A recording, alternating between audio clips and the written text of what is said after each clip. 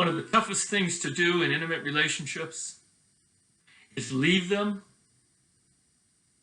or be the one who gets left. And these are really, really tough times. And I've been down that road. And I'm sure most of you have too. And it doesn't really matter what side of the street you're on. It's tough. The anger and the fear, the disappointment, all the struggles, a lot of the time, a lot of bad words, a lot of burned bridges. So what can we say about it? Is there any general type of theory that when we go through that and experience it, that can help it be a little bit easier on us?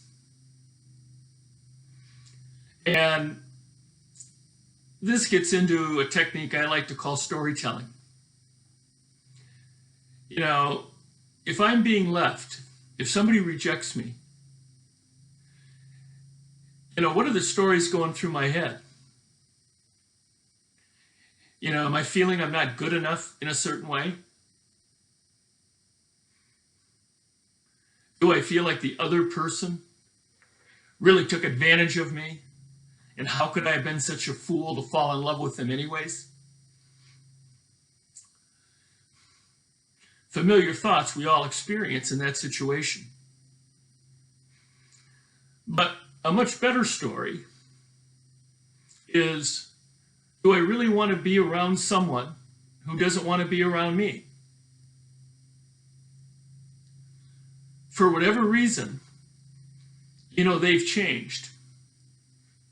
They're not the person I thought they were. And we can't stop people from changing. We can't stop people from moving on. And so the fear we feel and the anger we feel, it harms us. It doesn't do us any good. And so a story I like to tell myself is, I don't want to be with someone who doesn't want to be with me. And I try to take a step back and take a look at, what have I learned about myself here? And I look back over the history of the relationship. And when I do it in a calm, and sincere and honest way, I start finding out things about myself that I didn't know. So I can walk away from the separation knowing more about who I am, what I'm looking for, and what I don't like. So I'm more prepared for the next round. And the same thing works if you're on the other side. You're the one that wants to leave. And of course, you can come up with all the reasons why you should get away from this person and all the bad things about that person to give you the strength to get out. And although that's how I've done it in the past, it was disastrous. And I found that a much easier way of going about it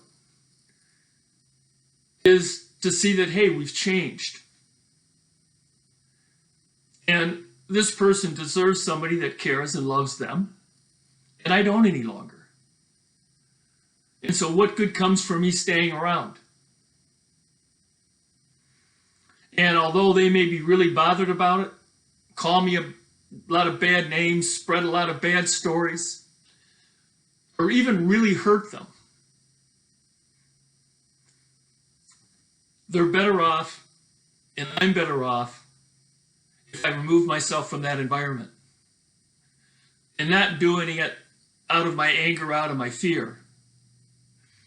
I found that the time to leave relationships is when you're at peace and you're calm and you see clearly it's best for both parties to separate. And then to follow that peaceful feeling in terms of what I do and what I say. So that's just another slice at getting in and out of relationships. Hope it made some sense.